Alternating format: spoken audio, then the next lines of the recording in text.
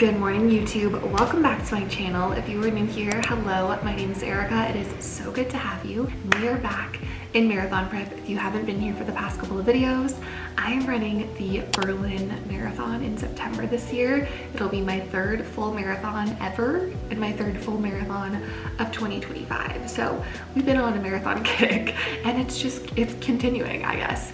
So anyways, it is currently 4:55 a.m. I just woke up literally 15 minutes ago, got myself changed, made my water, got my vest ready, and we are about to head out on my first real outdoor run of this prep. It's so hot outside in Vegas right now, but this week has been a little bit cooler. So I decided I would try to run outside. All of my friends on like TikTok, Instagram that are training for their marathons have been running outside, and it's been making me so jealous because I love running outside. Like, that's what makes running fun. Nobody likes running on a treadmill for hours on end, at least I don't think. So I'm gonna take the chance and try and run outside today. I only have just under 7 miles to do, so it should be okay. About probably an hour and 10 minutes if I'm being honest. So that's the game plan. Let's get into today's video and then I'll catch you guys up on all of my summer marathon training necessities. So let's go. All right, and we're 1 kilometer in. This is my first outdoor run I've done, I want to say in like 3-4 weeks maybe. And I had to get up early obviously because it's so hot here, but it does feel really good to be outside, to be honest. Just hit 2K. Weather's pretty good so far, but this is definitely not a speed run. 3 kilometers, starting to heat up. 5.5K, we are officially halfway. 6K, 7K, and I am dying, you guys. 9K, 10K, 1 to go. All right, you guys, that concludes my 11K morning run. That was the first time, like I said, I've ran outside in a while, and man, I forgot how the heat really hits ya. I did stop to walk a couple of times, just being fully transparent, but that's just part of summer marathon prep. So I'll see you guys back at home.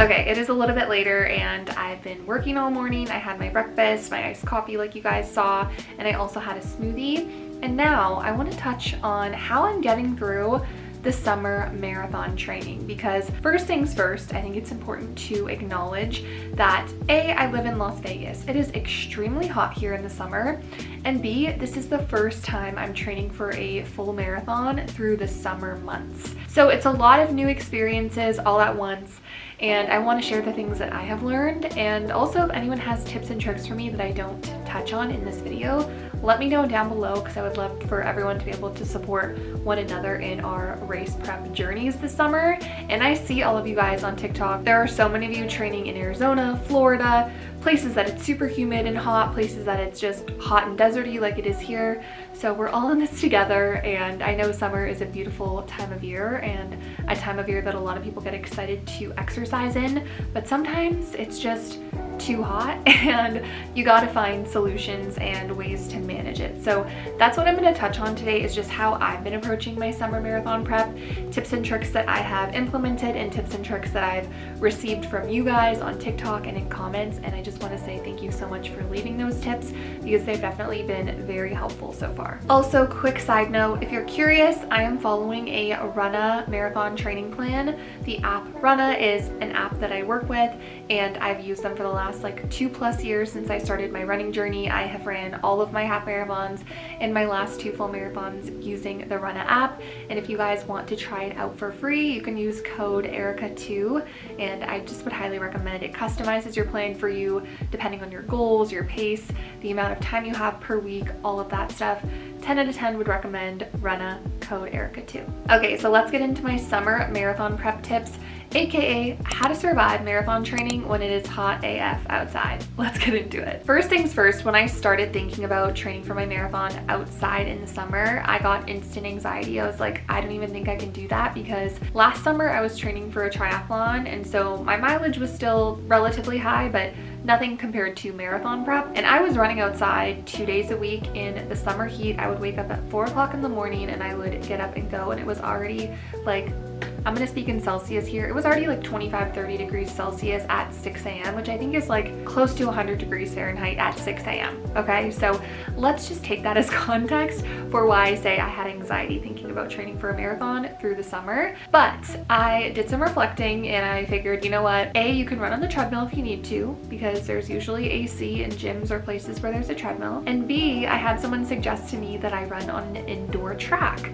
And I did some research and I happened to find an indoor track that is pretty close to my house. It's like a 15-minute-ish drive. And when I tell you that was such a game changer for me, obviously the thought of running 20 miles on an indoor track that's 200 meters to make one loop is a little bit scary, but the fact that I'm able to have that as even an option feels like such a blessing. And I know that there are people that might be watching this video who don't have access to an indoor track, and I totally feel for you, because I did not know that existed last year when I was training. So for me last year, it was either treadmill or outdoor run. But if you have an indoor track near you, definitely use that to your advantage, because it has been a game changer. If you don't have the indoor track as an option and you're like, girl, it is too hot, I cannot run outside, or I can't do my full long run outside without dying, another tip that I have for you guys is to break up your runs. So to do the first half outside and then finish the second half indoors. That can help a lot. I've gotten that tip multiple times and I'm yet to use it, but I probably will implement that at some point this summer. If you are going to be running outside, a couple tips that I have for you that might seem obvious. Number one, try to find a shady route. You would be so surprised the difference that it makes running in the shade versus running in the direct sun. Even if the temperature is like pretty hot outside, I can manage running in the shade so much easier than running somewhere where the sun is directly hitting my skin. I'm sure there's lots of science behind it, but for me, I just know that if I can find a shady route, I'm gonna be able to survive much longer outdoors than if I were in the direct sun. And kind of going off of that, the reason why I wake up at 4 a.m., not just because it's cooler at that time of day, but because it's darker and I'm not getting that direct sun hitting my face, my body, etc., that's causing me to like warm up so quickly. So that's why I run early in the morning. I know a lot of people like to also run late at night in the summer. You got to figure out what's best for you. Personally, I'm not a nighttime worker outer. Is that even the right English? I don't know. You get what I'm saying. I don't like to work out at night. It's just not for me. So mornings, early mornings are when I thrive, especially in the summer when it's dark out and it is significantly cooler than the middle of the day. And lastly, when it comes to running outside, if you have the option and the time to drive somewhere that is higher elevation, that is also going to be significantly cooler. So I've had people that are local to Vegas recommend running up at Mount Charleston, for example. It's a mountain, so it's going to be higher elevation than just running here in Vegas. So figure out, plan your routes that way if you are willing to drive 30 minutes to higher elevation so you can get out of the heat. I don't blame you, because I would definitely do the same. All right, switching gears, let's talk about gear, running gear. Number one, biggest tip is run in something that you are comfortable wearing. There is nothing worse than wearing something super tight and uncomfortable or itchy or painful, and then adding that extra level of, oh my God, it's so hot out, I can't breathe. Just wear something light, flowy, airy, that you don't feel as restrictive, that you don't feel like is digging in. I've made lots of videos showing my favorite running gear. If you guys want to look at my favorite running gear and shop it, you can go to my LTK, which is linked down below, and it has all my favorite running outfits in there. But again, they may not work for you. Everyone's body is so different. I like flowy shorts. I just find they are easy breezy, light, comfortable, stretchy. So those are my go-to, but also I would suggest light colors. Obviously things that are light color and things that are sweat resistant or like just lighter material that's going to help you not feel like you're retaining all of that sweat and that moisture underneath your clothes. If you watch any ultra marathon documentaries or videos, you also might notice that those types of runners that are running for hours and hours and hours and days sometimes are often wearing a ice hat or an ice headband or some sort of sleeve that has water on it or in it or ice in it, and that can also be a really amazing hack if you are able to go and buy a bandana that you can dip in water, cold water, before you go out and then tie it around you. That can be really helpful. Same thing with the arm sleeves. I've seen people do that where they'll wet them, maybe throw them in the freezer for 30 minutes, get them nice and cold, and then put them on. Your hands, your feet, and your head are areas of your body that will help you cool down the quickest. So if you can put on a hat that has some ice in it, or if you wet your hat the night before, stick it in the freezer, and then put it on in the morning before you go out, that can do wonders for keeping your basal body temperature a lot lower. Speaking of water and cooling yourself down, something that may not be accessible to everyone, but that I have found in my neighborhood is areas where there are sprinklers. So parks and even neighborhoods where they have automatic sprinklers. I know where those areas are near me, and I will purposely plan my route around those areas just in case those sprinklers happen to be on. And oftentimes in the summer they are on in the morning, and I will run right through those sprinklers. That feels amazing. Or if you have a public washroom near you on your route, stop in halfway through your run and douse yourself in cold water. Put it on your face, again your palms, put it in your hair, on your head, and that will go a long way to keeping you cool as well. Staying hydrated is so important, especially in the summer heat where you're sweating even more. So making sure that A, you're bringing water with you, but B, that you're bringing electrolytes as well. When you are running, you're sweating, and sweat contains sodium. So if you're just taking in water, you're going to be dehydrated. You actually need sodium or salt to rehydrate your body in full, salt and potassium and some other electrolytes as well, but sodium is one of the main ones. So having any sort of electrolyte beverage on you is going to do wonders for helping you stay hydrated and not feeling lightheaded or dizzy, because if you're in the heat and dehydrated, it's just like a recipe for disaster. My favorite electrolytes that I've been taking recently, honestly, sometimes I'll just grab like a Gatorade, but I also love the Friday Wellness electrolytes. Those are really yummy, and PEScience also has some electrolytes, but they don't have sodium in them, so that's something that I'm trying to work on with them, okay? Another thing I want you guys to keep in mind is that when you're running in the heat, that heat is causing more cardiovascular stress, so it's going to feel harder to run at that same pace that you could comfortably run when it's cool or shady outside. So it's very normal to feel like, oh my god, have I lost all of my fitness? No, you haven't lost your fitness, it's just the heat. So my recommendation for you guys running in the summer, and I know everyone has different takes on this, I don't usually go by pace in the summer. I go by RPE, or rate of perceived exertion. So I've been running for over 2 years now. I know what my easy pace feels like. I know what my hard pace feels like, but that pace itself is going to change depending on the elevation, how recovered I am, the temperature. So go based on your rate of perceived exertion, especially on those easy runs. If you're feeling like, oh my god, this is extremely hard, pull back on the pace, slow down, and see if that helps. And just know, when you go to run your fall and winter races this year, having trained through the summer, those races are gonna feel so easy because you're like, if I can run in the heat, I can do anything. And finally, when you come home from your run, nothing hits harder than a cold shower, and for me, a cold smoothie after a summer run. So make sure that you're rehydrating, replenishing, you know, the food, the calories that you burned throughout that run, and that you're getting your temperature back down to baseline. So those are my tips and tricks for how to survive summer marathon training. It is no easy feat. Just know we're in this together. Let me know in the comments if you guys are training for like a fall winter race this year, and if so, what race it is. I will be running the Berlin Marathon in September, and then I have a couple other races on the docket as well, so stay tuned for those. But with that being said, let's get into the rest of the video. Okay, I'm back with a little grocery haul. I feel like I did one of these in my last video as well, but the truth is I go to the grocery store every probably 3 days. I know that sounds excessive, but when I used to live in Vancouver, I lived in a city and I would walk to the grocery store. It would take me 2 minutes to get there, so I would kind of just shop day to day. And I feel like I've just kind of maintained that habit almost. Plus, my husband and I do eat a decent amount of food, so I feel like we go through things pretty quickly. Anyways, I'm gonna show you guys my little haul. This is just a restock. It's not like everything we eat in a week, but just a couple things. So randomly, no particular order, I got some salad mix, shredded carrots, peaches, and blackberries from the produce section, and also some red onion. I'm gonna be making a new recipe tonight. Well, not new to me, but new to you guys. So I'm very excited to show you what I've discovered and how to make it. It's really quick and easy, and it's such a good summer recipe. High protein, of course.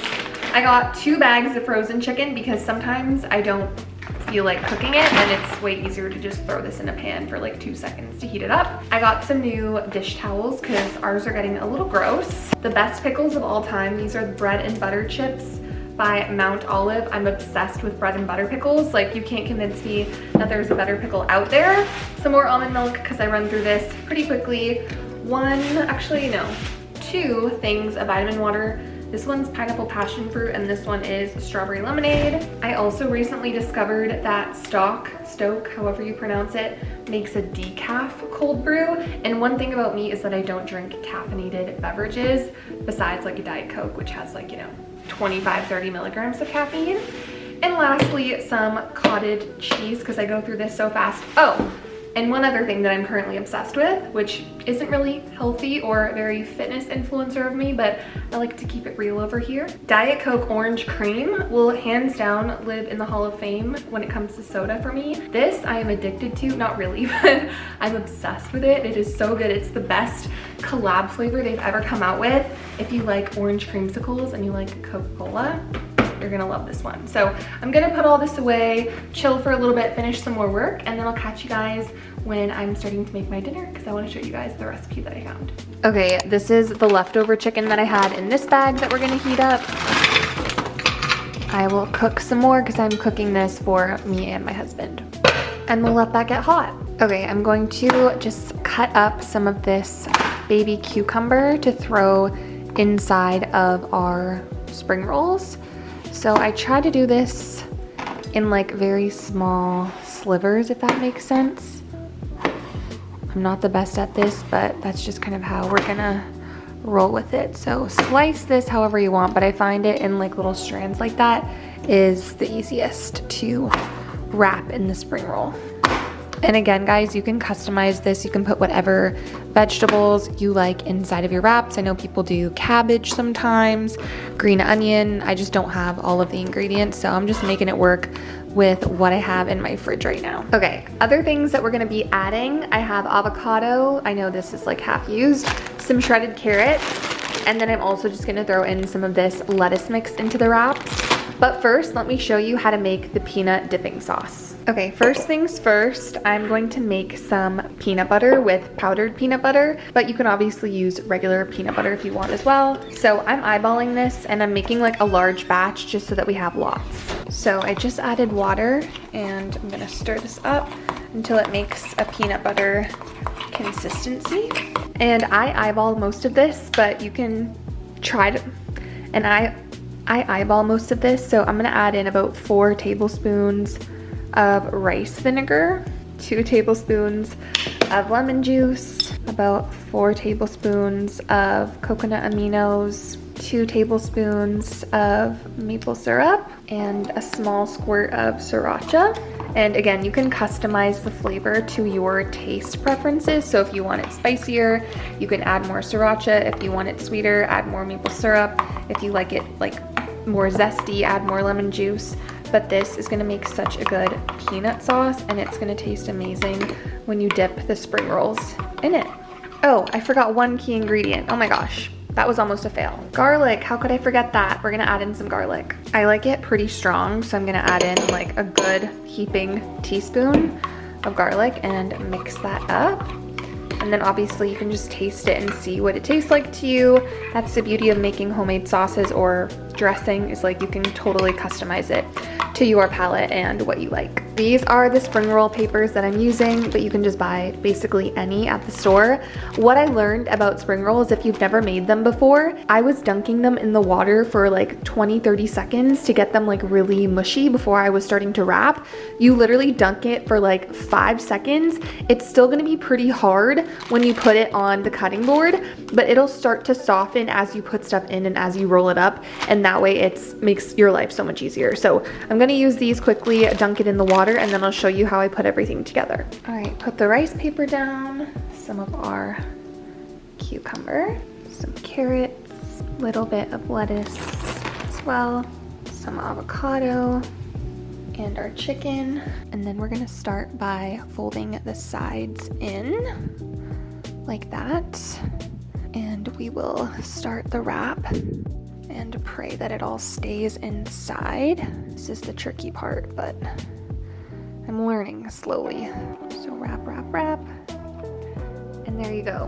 Now it's nice and sealed and you can dip it in that peanut sauce. All right, and here's our spring rolls. Obviously the one kind of exploded, but that's fine. I'll eat it, it'll taste the same. And we've got our peanut sauce on the side. This is gonna be so good. Update on that, you guys. I didn't even remember to film while we were eating, but it was great. I think I'm still learning how to wrap them perfectly, but ultimately I think it's just like a time game and like putting in the reps, if that makes sense. So I hope this recipe was helpful. The rest of the night, I'm gonna go on a little short walk, clean up, relax, and I think that's everything. All right, you guys, I'm gonna wrap up the video here. Thank you so much for watching. Like I said, comment down below and let me know what you're currently training for. I'm always interested to hear what you guys have on your race calendar. If you are not subscribed, make sure to subscribe down below and also like this video. It helps out my channel so much. And with that being said, I will see you all in the next one. Bye, guys.